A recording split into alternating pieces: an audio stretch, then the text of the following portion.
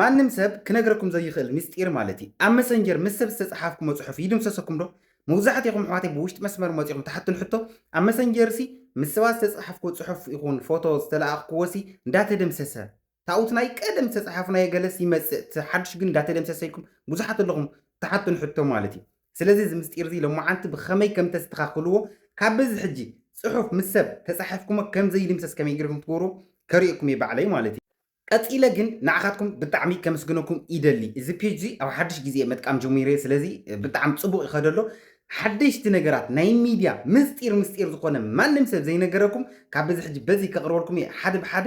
ደስ ዝብለኩም ሕቶ ኣብዚ ኮመንት ምሕታት ይከኣሊ መጀመርያ ግን ፎሎ ምግባር ኣይትርስዑ ኢኹም ላይክ ምግባሩ ኣይትርስዑ እዚ ቪድዮ እዚ ናብ ኩሉ ምእንትን ክበፅሕ ማለት እዩ በተለይ ፎሎ ምግባር ኣይትርስዑ ንምንታይ ኣነ ፎሎ ስለ ዝበልኩምኒ ዋላ ሓደ እንትን የለን ግን ኣነ ዝለቆም ቪድዮታት ቀዲሞም እንትን ብላዕሊ ክመፀኩም ማለት እዩ ሶ ናብታ ቪድዮ ከብለኩም እየ እስካብ መወዳእታ ተኸታተሉ ፒስ ኣፕ ኦኬ ኮራት ኣሕዋት መጀመርያ ናብ መሰንጀር ኢኹም ተኣቱ መሰንጀር ምስ ኣተኹም ናተይ እኳ ኣብ ታሕቲ እዩ ዘሎ ኣብ ናትኩም ግን ኣብ ላዕሊ ክመፀልኩም ይኽእል ሜኑ ዝብል ኒሄ ትሪእዎ ዘለኹም እዚ ቀይሕ ኣኽበብ ብለልኩም ኒኹ ኣብዛ ሜኑ ትብል ክሊክ ጌርኩም ተኣቱ እሞ ቀፂልኩም ኣብዛ ናይ ሴቲንግስ ምልክት ኔትላ ሴቲንግስ ትብል ኔቶ ኣብዚኣ ክሊክ ጌርኩም ተኣቱ ኣብዚኣ ክሊክ ጌርኩም ዝኣተኹም ቀጢኩም ንታሕቲ ትወርዱ ቀጢኩም ታሕቲ ምስ ወረድኩም ኣብዛ ገዛ ምልክት ኔትላ ፕሪቫይሲ ኤንድ ሴፍቲ ትብል ኔቶ ቀይሕ ኣኽበብ ብለልኩም ኒኹ ኣብኣ ክሊክ ጌርኩም ተኣቱ ቀፂልኩም ኣብዚኣ እውን ኣብዛ ቀያሕ ኣኽብብ ኣቢለልኩም ኒኹ ኢንድ ቱ ኢንድ ኢንክሪፕትድ ቻትስ ዝብል ኒሄ ቀይሕ ገይረኩም ኒኹ ኣብዚኣ ተኣቱ ኣብዚኣ ምስ ኣተኹም ቀፂልኩም ኣብዛ መጀመርያ ኔተ ትሪኦ ዘለኹም ሜሴጅ ስቶሬጅ ዝብል ኒሄ ቀይሕ ኣኽብብ ብልኩም ዘለኹ ኣብዚኣ ተኣቱ ኣብዚኣ ምስ ኣተኹም ነዛ ታሕቲ ወርዱ ኢልኩም ሪስት ፒን ትብል ኔቶ ኣብዚኣ ክሊክ ጌርኩም ተኣቱ እዛ ቀይሕ ኣኽበብ ብልልኩም ኒኹ ከምቲ ትሪእዎ ዘለኹም እዚ ከምዚ ኢሉ ክመፀልኩም እዩ ቀፂልኩም ኣብዚኣ ዘይትርስዑ ቁፅሪ ኢኹም ክትእትዎ ዘለኩም ማለት እዩ በቃ ንኩሉ ግዜ ዘይትርስዑ ቁፅሪ ኣብዚኣ ክትእትዎ ኣለኩም ሕጂ ንኣብነት ኣነ 1 2 3 4 5 6 ኢለ ክእትዮ 1 2 3 4 5 6 ካልኣይ ድገም ይብለኒ ኣሎ ትሪእዎ ኣለኹም ኣብቲ ላዕሊ ኮንፈርም ዩር ፒን ይብለኒ ኣሎ መስኩም ካልኣይ እታ ቁፅሪ ንስኹም ደግሞ 1 2 3 4 5 6 ወሰድኩም ሴፍ ይገብረልኩም ከምዚ እዩ ኣብ ከምዚ ኢሉ ይመፀልኩም ከምዚ ኢሉ መፀልኩም ንስኹም ቀጥታ ትወፁ ካብኡ እዚ ፒን ቁፅሪ እዚ ብስሩ ኣብ ርእስኹም ክትሕዝዎ ኣለኩም ጠቕላላ ብስሩ ንሓባር ክትርስዑ የብልኩም ኣጋጣም ተሓይዝኩማ ዘለኹም ሞባይል ተጠፊኣትኩም ወይ ብካሊእ ሞባይል መሰንጀር ንድሕር ተኣትኹምኩም መጀመርያ እንታይ ዝብል ፅሑፍ እዩ ዝመፀልኩም ከምዚ ትሪእዎ ዘለኹም ኣብ ታሕቲ ሪስታር ነው ትብልዎ ማለት እዩ ሕጂ እዚኣ ተኣኹም ትእትው ኢለኩም እየ እታ ሓጂ ፓስወርድ ዓንተ ውፅእተናያ እሳኣኹም ኣብዚኣ ኣምፂኹም ትእትዋ እንሳ ኣብዚኣ ብደንቢ ጌርኩም ትእትዋ ኣነ ሕጂ ዓንተ ክንደይ ለእትየ ነይረ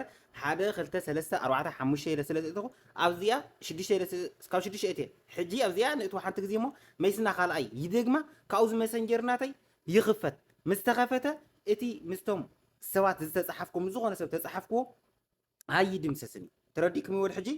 ምስቶም ሰባት ተፅሓፍክዎ ኣይድምሰስኒ ኣጋጣም ኮይኑ ንስኻትኩም እንድሕሪት ሞ ንመለስ ኣጋጣም ኮይኑ ሕጂ ኣውዞዝ ኒሄ ወይ ኤክስ ናይ ኤክስ ምልክት እንድሕረልዮ እዚ ዝተፈላለየ ነገር እንድሕረሊ ኤክስ ኢልኩሞ ተረዲእኩም ዲ እተን ኮድ ከእተኹም እንድሕር ሎግኢን ኢልኩም ወፂኹም ማለት እዩ ተረዲእኩም ዲኹም ዶ ኣብዚ ኤክስ ኢልኩም እንድሕር ወፂኹም ወይ ድማ ኣብዛ ሞር ኦፕሽን ቱርኔቶ እግረ እዚኣ መልእቶ እዛ ሞር ኦፕሽን ቱርኔቶ ወይ ከዓ ኣብዚኣ ኣትይኹም ካብኡ ቆፂልኩም ኣብዚ ኮንቲኒው ዊዝኣውት ቻት ዝብል ኒሄ ቻት ሂስትሪ ዝብል ኒሄ ኣብዚኣ ክሊክ ጌርኩም ወቂዕኹም እንድሕር ኣቲኹም እቲ ፅሑፍ ኣይትረኽብዎን ኢኹም እቲ ምስቶም ሰባት ተፅሓፍኩሞ ምናምን ዝኾነ ነገራት ፎቶ ተለኣኽኩሞ ኣይትረኽብዎን ኢኹም ተረዲእኩም ይወዶ ኮንቲኒው ዊዝኣውት ቻት ሂስትሪ ትብል ኔቶ እዚኣና ኣውዞዝ ኒሄ ኢለኩም እየ ዝኾነ ኤክስ ጌርኩም ኤክስ ዝብል ምልክት እንድሕር ረኺብኩም ውዚታት ምናምን እንድሕር ስወቂዕኹም ኣቲኹም እቲ ምስቶም ሰባት ዝተፅሓፍኩሞ ኣይትረኽብዎን ኢኹም እንታይ ዳ ክትገብሩ ኣለኩም መጀመርያ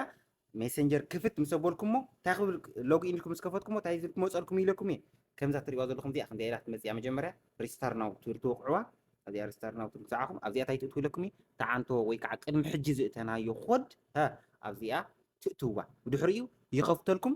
መሰንጀር ምስ ከፈተ እቲ ምስቶም ሰባት ተፅሓፍኩሞ ዲ ዋላ ፎቶ ተለኣኽኩሞ ቪድዮ ምናምን ኩሉ ነገር ትረኽብዎ ማለት እዩ ግልፂ ያ ወዶ ስለዚ በዛ መንገዲ እዚኣ ተጠቐሙ ዝኾነ ሕቶ ተሊኩም ኣብዚ ኮመንት ሕቶትኒ ወይ ድማ በዚ ፌስቡክ እዚ ትሪእዎ ዘለኹም እዚ ክፍሎም መኮነን ዝብል ኒሄ መፂኹም ብሜሴንጀር ሕቶትኒ ተረዲእኩም ዲ ኣጋጣም ኮይኑ በዚ ፔጅ ዘይክምልሰልኩም ይኽእል እየ በዚ ክፍሎም መኮነን ዝብል በዚ ግን 24 ሰዓት ኦንላይን ስለ ዝኾንኩ ክምልሰልኩም እየ ማለት እዩ ክቡራት ኣሕዋተይ እታ ቪድዮ እዚኣ ትመስል ነይራ ያው ጥቕመኩም እያ ኢለ ተስፋ ገብር ሓደሽቲ ምስጢራት ብዛዕባ ናይ ፌስቡክ ናይ ዩቲዩብ ናይ ዝተፈላለዩ ሚድያታት ኣብዚ ከቕርበልኩም እየ ፎሎ ምግባር ኣይትረስዑ ኢኹም በብዘለናዮ ይመችወና ፒስ